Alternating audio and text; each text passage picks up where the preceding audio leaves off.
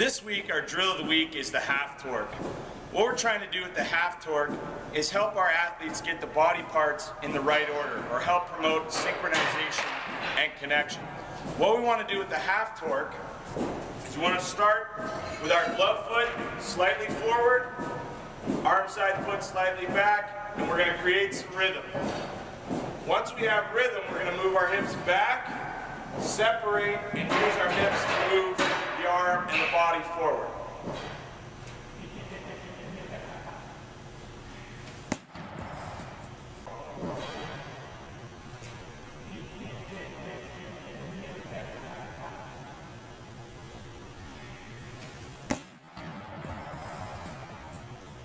What we want to avoid in this drill is as we move back, separating early, as the body goes into rotation, parts can get out of order, placing extra stress or arm drag, causing some problems down the road. This week's drill of the week is the torque drill. The torque drill is a drill that we use to help rotation with our throwing athletes, especially helpful for our athletes that lack rotation and lack use of the entire body. What we want to make sure is that the torque drill is done a couple times a week as part of a regular throwing program. Torque drill can be done by anybody, but as mentioned earlier, especially helpful in athletes who lack rotation and lack the use of the entire body. The torque drill looks like this. What we're going to do is we're going to set up with our glove foot forward, hips and shoulders squared to the target, and we're going to create some rhythm. We're going to take the ball down, weight back, separate.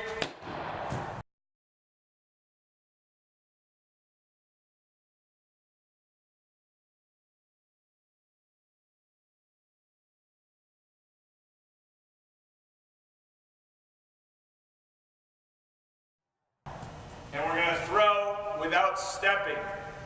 What we want to avoid in the torque drill is that we're going back, we get our weight back, and we make that first move with the upper body, which is a common thing we see with our athletes who are not using the hips to get that momentum and rotation going. They tend to take things over with the upper body. Torque drill can be done indoors, it can be done on field a couple times a week as a part of a regular throwing program. This week's drill of the week is jump axe.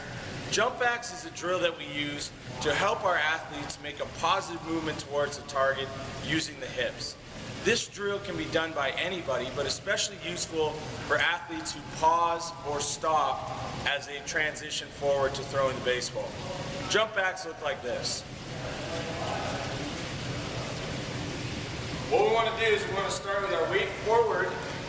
We're going to lift up our back leg, hop back, redirect, and throw.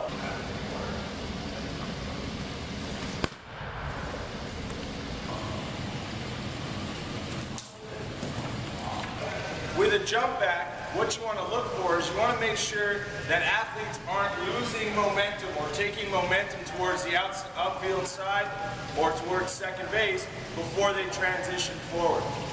Jump backs can be done a couple times a week as part of a regular throwing program, and as I said earlier, especially helpful for athletes who lack that transition in moving forward.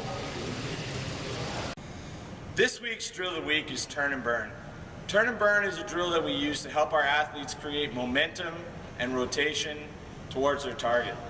What we want to do with turn and burn is we want to start off moving backwards towards our target, plant on our right foot, and then turn with our hands together as we separate and throw, using momentum to transfer our energy into rotation. Turn and burn is a good drill, especially for athletes who lack the momentum and rotation. Very good drill for building up total body throwing and arm speed. Turn and burn looks like this.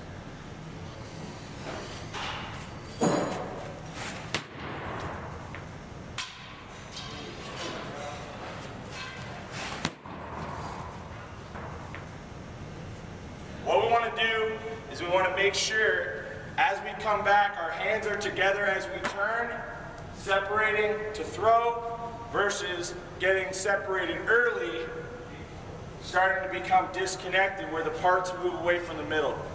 Turn and burn is a drill that can be done a couple times a week as part of a regular throwing program and can be done anywhere on field or where targets or screens are available. This week's drill of the week is step behinds. Step behinds is a throw that we use to synchronize the upper body and the lower body to promote a throw with momentum and to promote a throw that uses the entire body. Here's an example of step behinds.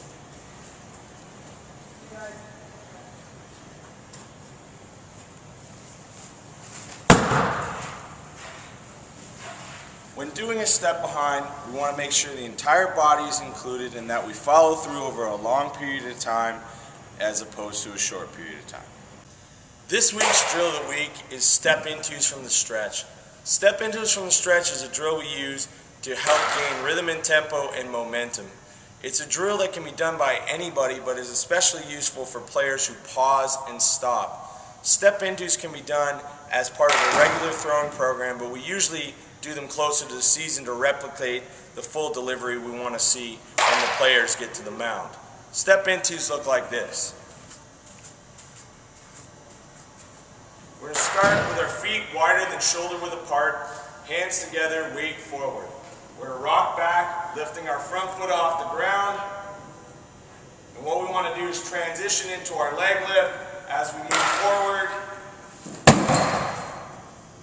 We want to make sure there's no pausing or stopping. Typically what we see with players is that when they get up here, they want to stop at a balance point before they move forward. What we want to do is continue momentum towards the target as we move through the baseball. This week's drill of the week is whips. Whips is a drill that we use to promote a free, loose arm action, also helps us connect arm action to our body. Whips can be done on field with a partner or can be done anywhere where appropriate screens and netting is available. Whips should be done a couple times a week as part of a regular throwing program. Whips look like this. We're going to start with our weight forward, ball forward, moving back, loosening our arm up like a whip. When our weight is back, ball is back, we're going to step, throw, into a long follow-through. Whips can be done by any player, any age, any ability. This week's drill of the week is rev-ups. Rev-ups is a drill that we do to promote a strong arm action and connection to the body, simulating separation from the glove. Rev-ups is a drill that can be done by anybody but is especially helpful for players who tend to get long and disconnected. Rev-ups can be done with a partner or anywhere screens and netting is available. Rev-ups can be done a couple times a week as part of a regular throwing program. Rev-ups look like this. We're going to start in an athletic position with our thumb down towards our target, weight forward, elbow at shoulder height. We're going to move back as the elbow goes below the shoulder, making a circle. As we have our weight back, we're going to step and throw into a complete follow-through, ensuring that we have connection between the arm and the body.